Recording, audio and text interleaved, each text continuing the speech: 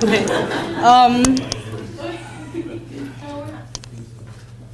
I don't really want to speak into this thing. Okay. Hi, I'm Belinda. I think everybody knows me. Well, okay, not really, but so yeah, the whole second generation Christian thing really applies to me because I'm also an elder's kid. So a lot of my Christian life has been really stuffed up with knowledge and pretty lacking in experience. And okay, I'm just gonna read off of here. I don't remember exactly when I was born again, but at some point I started having a desire to seek God and experience Him more. But I think in my seeking God, it was mostly just I would always have this really specific question that doesn't have a specific answer. And then I would just keep thinking about that and expecting Sundays and the Bible and everything to answer that. So my current one is this. Maybe this is the unpopular opinion or the other side of the story, but yeah, I do realize that this world is so bad, but I get really tired of hearing it a lot, and especially from my parents. It's just oh, video games are so evil. Satan's in the games and whatever, and it's okay, but it's kind of annoying because when I hear that a lot, I'm thinking, it's not, maybe there's some things that are unique to this generation, but it's not like I've ever lived in another time period. And then human nature itself is pretty sinful, and I guess even though I've heard this a lot and I'm starting to get oh, it sounds like the same old stuff again, but I've become really aware of this sin, I guess. But okay, so what I wanted to know and practice is that even though this is the state of the world, so what? Because I still need to seek God and evangelize in it. There's that Bible verse that talks about being the light and the salt of the world. So we're not supposed to let the world influence us, but we're supposed to influence the world. Or I guess God will work through us and influence other people. And I do realize that being a good Christian in this generation is walking on a very thin line between staying on track with God and being swayed by the world. And sometimes because I'm so stuffed of knowledge, I'm unsure of exactly where that line is. It's not that I get swayed by the world, and I don't feel like I've ever dared to go too far from God, but I guess we do live in the world anyway. And my greatest struggle recently is that sometimes these things I hear and then all the knowledge I carry with me, instead of making my faith stronger, it makes me really uncertain about my life.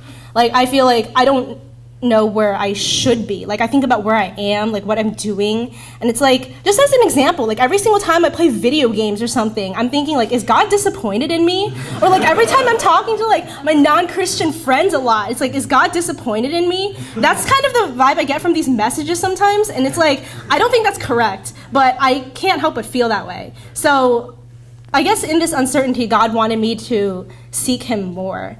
And every once in a while, He did give me some really, really big encouragement. I've seen twice now someone close to me in my life become completely transformed by the gospel. And I'm not saying that their testimony is my own, but my Christian life has been a lot of knowledge, and sometimes it's really intimate, and sometimes it's kind of lukewarm. I've never gone too far away from God that I would experience something so extreme. But I feel God used these people to show me His power, or even though this isn't exactly my story, I got to witness all of that, or how God can really change people. And I guess I had a friend in high school who maybe I mentioned going to church once, and then I was we just listened to a message and then hang out, so I don't even know what I said, but none of the credit was really mine, and it was only God that could change people. And so I had been praying for these friends, and it's God answered that prayer and another one that I was I had this uncertainty that whenever I was in the world, there's a difference between in the world and then being influenced by it. I don't really feel I get influenced by the world that much, but then these messages always make me think twice about that. So that's what that uncertainty comes from. So then I'm I don't know, I'm always just thinking when I'm at school, every time it's not Sunday, am I still close with God? It's weird because I feel maybe I should be that much closer, but I'm not. And then especially when I'm with my non-Christian friends, or when I'm playing video games, for example, it's I just hope that God doesn't look at me and think you're on the wrong track. But I guess because those things have happened, and I've like thought, maybe the point of going to that high school, I always say that I hate high school, so I'm not going to talk about that too much, but I would just like stay up a lot and play games, and like I hated it because they gave too much homework. But through that, I actually like watched one of my friends become someone who was like really lost and like always searching for answers, and finally like he found God, and he just like became a completely different person.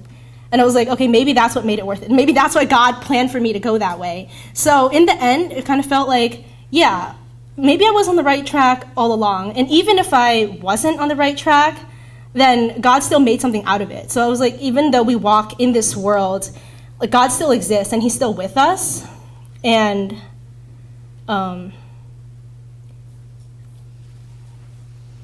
okay. That, yeah, no matter where I would go, it was God doing work in my life that evangelism could happen. So even when I felt like I was too close to the world, yeah.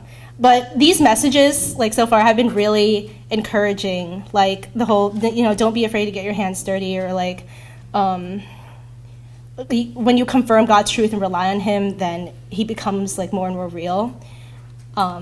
I guess I expected a lot of Christian life to be like, I would just ask God a really specific question. I'd get a specific answer. I'd be like, okay, what's next? Like, where am I going? Is this right? Is this wrong? But it's not always so black and white. And I think that he does that on purpose, because if it was so black and white, then I'd just be like, okay, here's my answer. I'm done. But if I don't feel like I have a complete understanding of it, then I would want to go to God more and more. So I think I answered all the questions, except for what brings you to this conference. I like Pastor Vincent's messages. And yeah, he's really like relevant.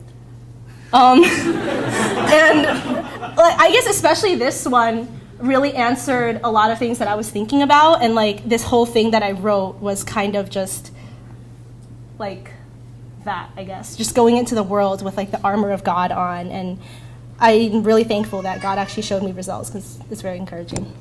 Okay, I'm done. Belinda, I think there's nothing wrong with playing video games. Just that probably there can be more things to do, okay? Plus video games, okay? So nothing wrong with that. Nothing. I know your struggle, okay?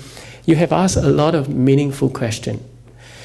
And it shows, the question that you ask shows that you are genuine in your faith. I'm very sure about that. But the only thing now is you got to learn how to process the truth out of it. You can ask 100 questions, but if you have no answers, it's going to make you more confused and more conflicted within yourselves, okay?